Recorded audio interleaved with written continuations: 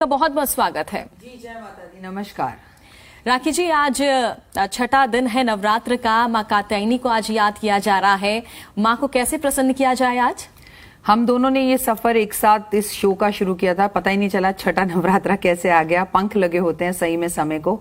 और आप सभी देखने वाले दर्शकों को छठे नवरात्रि की हार्दिक शुभकामनाएं। कात्यायनी मां के बारे में बात की जाए तो कहते हैं कि इनकी पूजा आराधना अर्चना करने से सबसे पहले तो बहुत जरूरी है कि अविवाहित बच्चों की, चाहे वो लड़का हो या लड़की, उसका विवाह हो जाता है। उसके विवाह में आ रही परेशानियां दूर होती हैं। और माँ, अगर आपकी शादीशुदा जिंदगी में परेशानी चल रही है तो भी आपको इनकी पूजा करनी चाहिए। अगर आपकी शादीशुदा जिंदगी बहुत अच्छी चल रही है तो भी आपको इनकी पूजा करनी चाहिए, ताकि अगर आपकी जिंदगी में आगे चलकर कोई परेशानियां ना आए। कात्यायन ऋषि थे, उन्होंने देवी की बहुत ज्यादा आराधना उपासना की थी। और उपासना करने के देवी ने उन्हें वरदान दिया था कि मैं आप ही के घर में पुत्री बनकर जन्म लूंगी। और उनका नाम जो है कात्यायन ऋषि ने कात्यायनी रखा। और दिल्ली में इसका एक बहुत बड़ा मंदिर है जो कि सिद्धपीठ मंदिर है। और आज मां की पूजा आराधना अर्चना जैसे आप हर रोज करते हैं वैसे ही कीजिए, बहुत लाभ होगा। चलिए, और आज माता के स्वरूप की अगर बात करें तो मां का किस तरह से स्वरूप आज रहता है और मां के श्रृंगार किस तरह से आज हम मां को उनका श्रृंगार करें? माँ को सजने संवरने का बहुत शौक है। माँ कात्यायनी का रूप बहुत खूबसूरत है, शेर पर सवार है, बहुत सौम्य खूबसूरत है, 4 भुजाएं हैं माँ की। और जिस तरह से देखा आपने, अभी तक हमने जितनी देवियां पहले देखी उनकी 8 भुजा या 10 भुजाएं, लेकिन हमने कल देखा कि जो स्कंद माँ थी, एक हाथ में बच्चे को ले रखा है, 2 हाथों में कमल पुष्प ले रखा है और अभय मुद्रा है।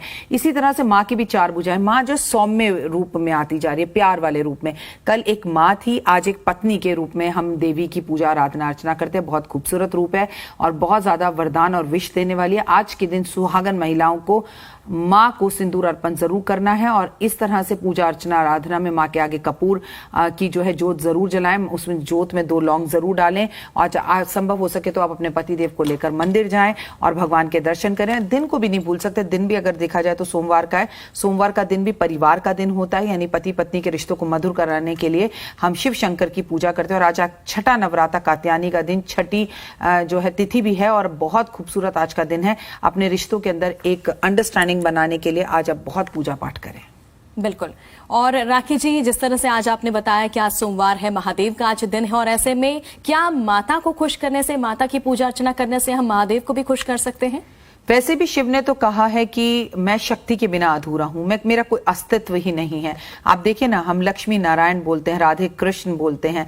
तो आपको ये बात समझना होगा कि हम वैसे भी इन जो 9 देवियों की पूजा कर रहे हैं वो हम कर पार्वती माँ की ही पूजा रहे हैं। ठीक है, हमारा जो कहानी शुरू हुई थी वो पार्वती माँ के विवाह से ही शुरू हुई थी।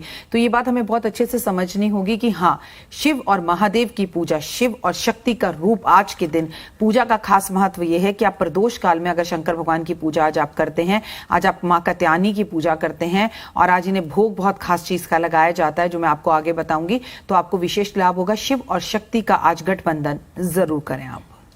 चलिए, बिल्कुल। अब भोग की बात हो गई है तो मां को क्या पसंद है, क्या भोग लगाया जाए मां को? माँ को आज पीली चीजों का भोग लगाते हैं, लेकिन आज कंपलसरी है माँ को शहद का भोग लगाना।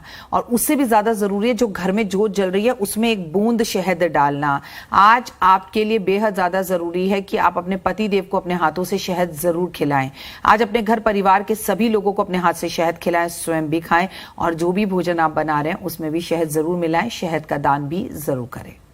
चलिए, और अगर आज के दिन की महत्व की बात करें तो आज के दिन का महत्व भी काफी ज्यादा होगा, क्योंकि देखिए हम हर दिन के बारे में चर्चा करते हैं। आज छठा दिन है, छठे दिन का क्या महत्व है? छठे दिन का महत्व है, पार्वती माँ की शिव से विवाह तो हो ही चुका है। अब विवाहित जीवन के साथ अपने जीवन में वो सुखद आनंद ले रही हैं अपने पति के साथ, और आपको भी सुखद आनंद देने के लिए वो उनका जन्म हुआ है और कात्यायन ऋषि के घर पर हुआ है। कात्यायनी कहलाई है वो, और इन्होंने महिषासुर का वध किया था। महिषासुर मर्दानी भी कहलाती हैं ये, महिषासुर को मारने वाली हैं ये।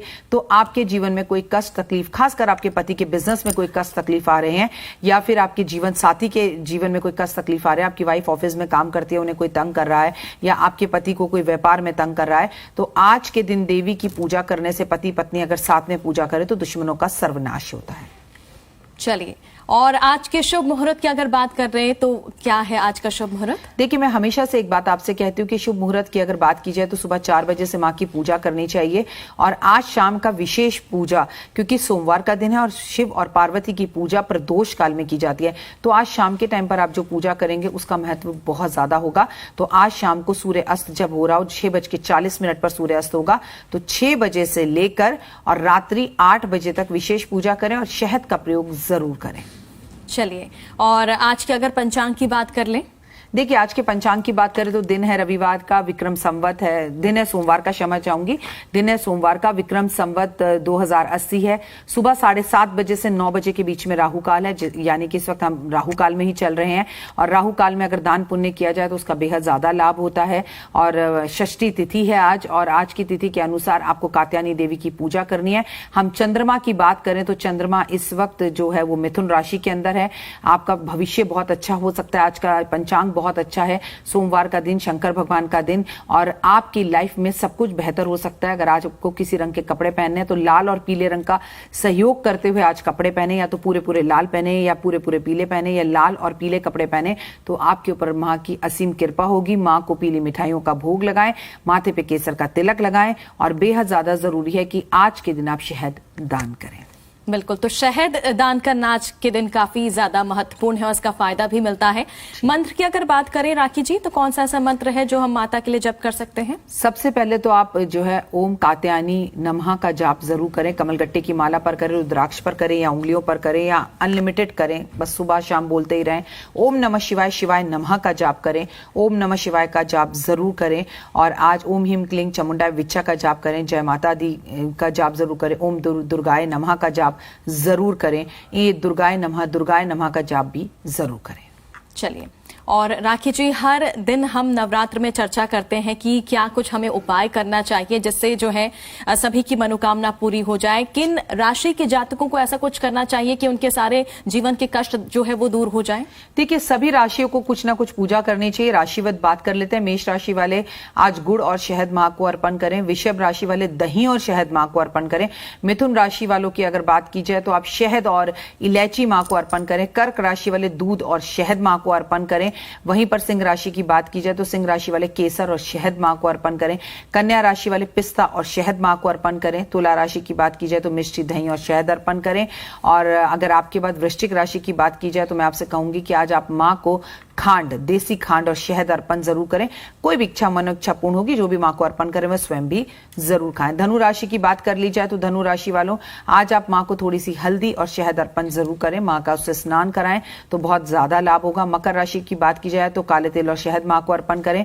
कुंभ राशि की बात की जाए तो मां को आज आप शहद के अंदर चीनी मिलाकर अर्पण करें। और मीन राशि की अगर बात की जाए तो बेसन के लड्डू और शहद मां को अर्पण जरूर करें। आपकी राशि भले कुछ भी हो, अगर आपका विवाह नहीं हो रहा है और आप बेहद परेशान है और चाहते हैं आपका विवाह हो जाए, तो लड़का या लड़की से कोई फर्क नहीं पड़ता, 7 हल्दी की गांठ मां के मंदिर के समक्ष, मां के चरणों में, पार्वती मां के चरणों में, मां दुर्गा के चरणों में अवश्य रखकर आए। और साथ ही राखी जी, आपने शीघ्र विवाह के लिए क्या कुछ करना चाहिए ये तो सभी के लिए बता दिया, लेकिन अगर प्रेम संबंधी अगर कोई मैटर है, हर कोई चाहता है कि वो अपने पसंद की लड़का या लड़की से शादी करे, लेकिन उनके लिए क्या उपाय हो सकता है? कई बार ऐसा होता है कि वो अपनी पसंद से लव मैरिज अगर करना चाहते हैं तो उसके लिए सहमति नहीं बन पाती। तो आज की देवी सबसे बेहतर देवी हैं। आज आप मां के मंदिर जाएं, चूड़ी और श्रृंगार मां को अर्पण कर कर आएं। लड़कों की अगर बात करूंगी तो शंकर भगवान के ऊपर 3 गोमती चक्र रख कर आएं। अगर आप दोनों साथ में हैं और प्रेमी हैं और मतलब मिल सकते हैं आज के दिन, तो जरूर मुलाकात करें और एक दूसरे को शहद खिलाएं। लड़की लड़के को शहद दे के अपनी मम्मी को घर जाकर देना, इसके इस्तेमाल करेंगी। और लड़का लड़की को शहद दे के अपनी मदर को देना, घर जाके वो इस्तेमाल करेंगी। और घर वालों को ये बताने की जरूरत नहीं है कि उसने शहद दिया, बस जस्ट कहो बाजार गया था शहद खरीद के ले आया हूं। तो आपके घर वाले जब वो शहद ग्रहण करेंगे, खाएंगे, तो नकारात्मकता दूर होगी और आप दोनों की लव मैरिज के लिए पॉजिटिव होंगे। चलिए, और राखी जी, अगर लोगों की अगर बात करें तो जो उनकी अलग अलग पर्सनालिटी होती है, कई बार ये देखा जाता है कि लोगों को गुस्सा बहुत आता है और वो खुद इस चीज से परेशान रहते हैं। वो खुद ये कहते हैं कि हमें हर बात पर गुस्सा आ जाता है। तो इसके पीछे की मुख्य वजह क्या होती है? इसका भी कोई उपाय होता होगा? देखिए, इसके पीछे की मुख्य वजह आपकी कुंडली के अंदर बैठे हुए योग होते हैं। अगर आपकी कुंडली के अंदर शनि और मंगल एक साथ बैठे हैं तो इसे अग्नि दोष बोलते हैं और ऐसे जातक को बहुत गुस्सा आता है। आज की कहानी में भी हम आपको यही बताएंगे कि महिषासुर का मां ने वध किया था और उन्हें भी गुस्सा बहुत गुस्सा आता है। मैं आपको बता दूं, दुर्गा माँ को इतना गुस्सा आता है कि आप अपने घर में भी देखेंगे, वो खुश हो जाएं तो आपके वारे न्यारे कर देती हैं, और आपसे नाराज हो जाएं तो खेतरी का एक बीज, एक जौ भी निकलकर आपको हरा दिखाई नहीं देता। बिल्कुल राखी जी, तो चलिए अब कहानी को आगे बढ़ाते हैं और आज की कहानी क्या कहती है। अब माँ पार्वती का शिव से विवाह हो गया है, कार्तिकेय का जन्म हो गया है, माँ आराम से रह रही हैं और अपने संसारिक जीवन का सुख ले रही हैं शंकर भगवान के साथ। इतने में कात्यायन ऋषि जो हैं बहुत ज्यादा तपस्या करते हैं देवी की, और देवी प्रसन्न हो जाती हैं और बोलती हैं मैं बहुत प्रसन्न हूँ और मैं बेटी बनकर आपके घर में जन्म लूंगी। और वो बेटी बनकर जन्म लेती हैं। 3 साल तक उनकी बहुत पूजा करते हैं। जब बेटी जन्म ले लेती है, कात्यायन ऋषि इतनी पूजा करते हैं, इतनी पूजा आराधना अर्चना करते हैं, देवी में अनेक शक्तियां आ जाती हैं, बहुत प्रसन्न हो जाती हैं। इधर महिषासुर जो है, उनका अत्याचार देवी देवताओं पे बहुत ज्यादा पड़ रहा था और देवी उसे कई बार उसे समझाने की कोशिश करते हैं, कात्यायन ऋषि समझाने की कोशिश करते हैं। जब वो नहीं समझते तो इसी कात्यायनी रूप ने, मां ने जो है महिषासुर का वध किया और वध करके देवी देवताओं को भय से मुक्त करवाया। एक महिला होकर एक राक्षस का युद्ध में उसे हराकर, युद्ध में उसे मारकर सभी देवी देवताओं को उससे जो है निजात दिलाई और देवी ने अपनी शक्ति का प्रचंड रूप दिखाया। और ये कहानी हमें ये भी बताती है कि महिला बड़ी कोमल और सौम्य होती है, अपनी गोद में बालक को बिठाती है और बहुत प्यार करती है, अपने पति के साथ पहाड़ों पर भी रहती है। लेकिन जब उसके परिवार की तरफ कोई उंगली उठाता है तो वो कालिका का रूप और जो है कहीं ना कहीं कात्यायनी रूप लेकर उस कष्ट और तकलीफों और उस दुष्ट राक्षस को भी मार देती है। तो औरत है, कमजोर नहीं, तू शक्ति का नाम ही नारी है, जग को जीवन देने वाली, मौत भी तुझसे हारी है। बिल्कुल, बहुत खूब। और राखी जी, पूरे नवरात्र की अगर बात करें तो हमें किन चीजों से बचना चाहिए, क्या कुछ हमें नहीं करना चाहिए? देखिए, सबसे पहले तो एक बात आज समझ लीजिएगा, जो भी खाना खाना है शाम को 7 बजे से पहले खा लीजिएगा।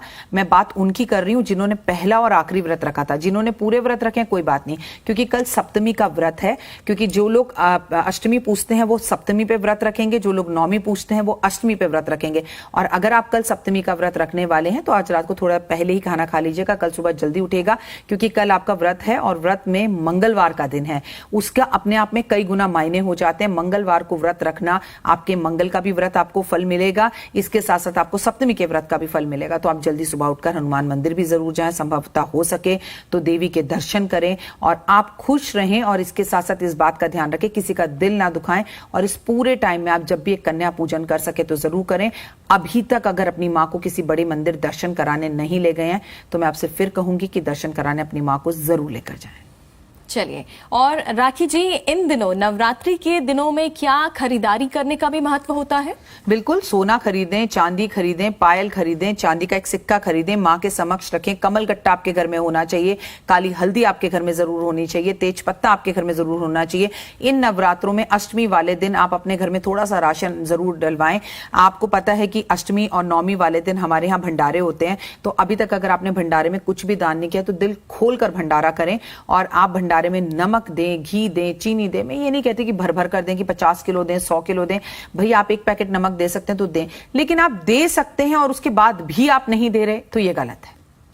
चलिए, तो यानी राखी जी, दान करने का काफी ज्यादा महत्व है नवरात्रों में। दान करने का महत्व है मेरा बच्चा, पाठ करने का महत्व है, दुर्गा सप्तशती, दुर्गा कवच पढ़ने का महत्व है, उससे भी बड़ा महत्व हवन करने का।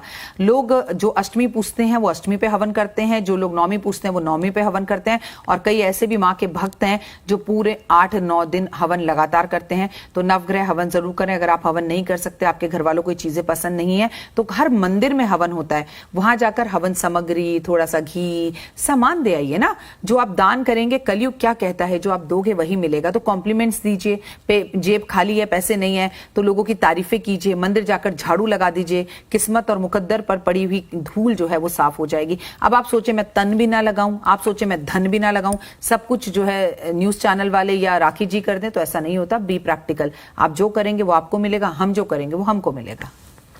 क्योंकि राखी जी, आजकल सारी चीजें इतनी एडवांस हो चली गई है, टेक्नोलॉजी भी इतनी आगे बढ़ गई है, लोगों के पास वक्त की भी कमी है, लोग बिजी रहते हैं, हालांकि प्रेफरेंसेस भी यहाँ पर अलग अलग होते हैं।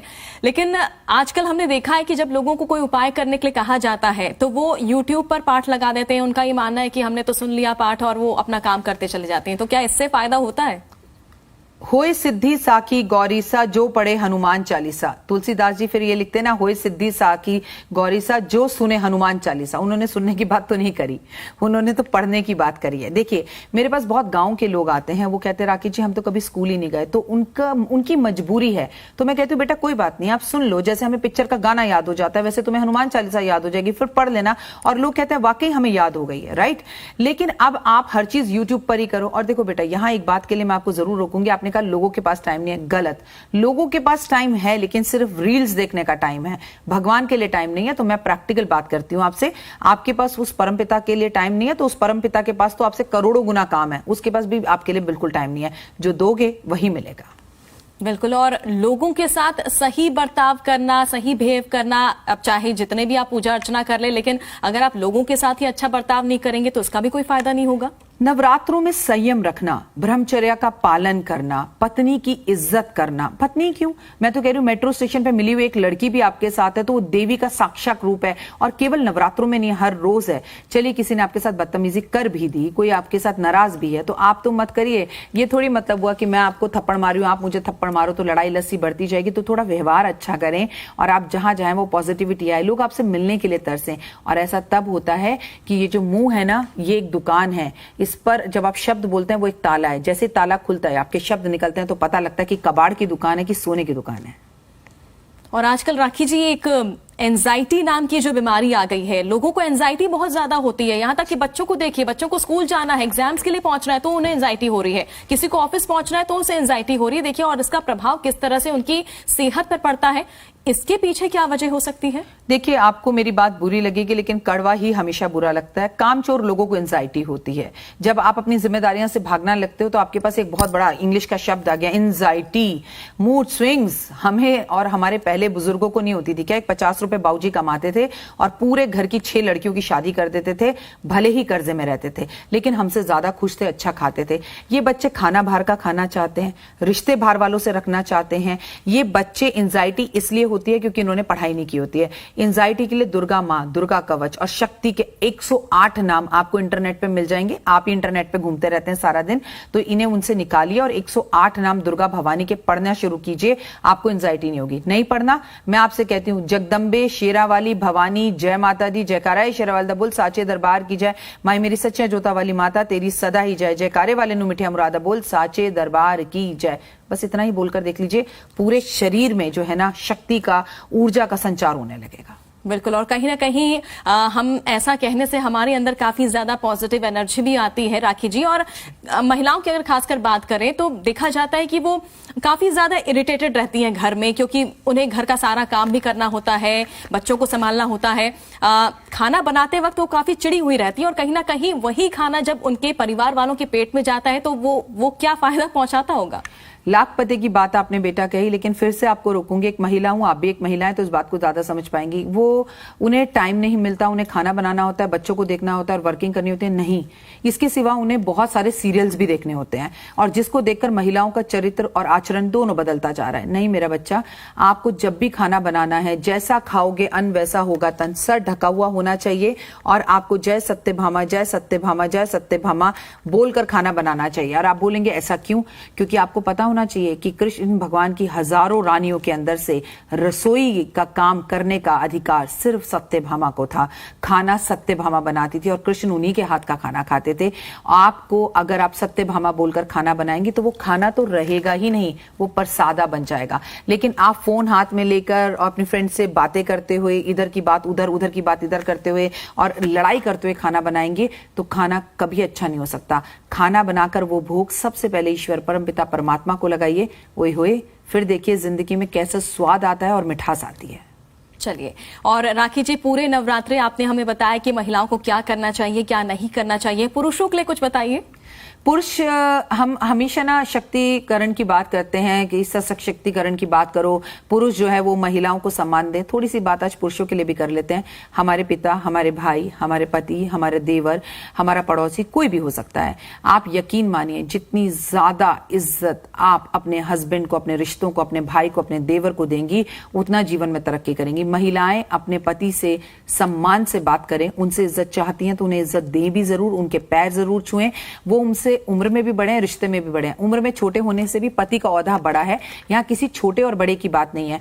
यकीन मानिए, अगर आपके हस्बैंड कमाते नहीं है या कमाई कम है या वो परेशान है, आप उनके माथे पे चंदन का तिलक पूरे नवरात्रे लगाइए। मैं तो कहती हूँ हर रोज लगाइए। उनके कपड़ों में इत्र लगाकर उन्हें ऑफिस भेजिए। उन्हें एक प्रेस करा हुआ रुमाल दीजिए। उनके कपड़े एकदम इस्त्री कर दीजिए उनको। हम तो हमेशा ये कहते रहते हैं पुरुष सम्मान करे, पुरुष सम्मान करे। मैं महिलाओं से कहूंगी कि पुरुषों का सम्मान करना और इज्जत देना सीखिए। उनके साथ बैठ के खाना खाइए और उन्हें एक जादू की झप्पी देकर ऑफिस भेजिए। दिन दुगनी रात चौगनी आपके हस्बैंड तरक्की करेंगे। चलिए राखी जी, बहुत बहुत शुक्रिया, आप हमारे स्टूडियो में आई और इतनी अच्छी जानकारी आपने हमारे दर्शकों को दी। जय माता दी। तो पूरे विधि विधान के साथ आज मां की पूजा अर्चना हो रही है। मां कात्यायनी को आज याद किया जा रहा है और क्या कुछ उन्हें भोग लगाया जाए, किस तरह से उनका श्रृंगार हो, ये आज हमने आपको बताने की कोशिश की। इसी के साथ आज फिलहाल इतना ही। रुकेंगे एक छोटे से ब्रेक के लिए।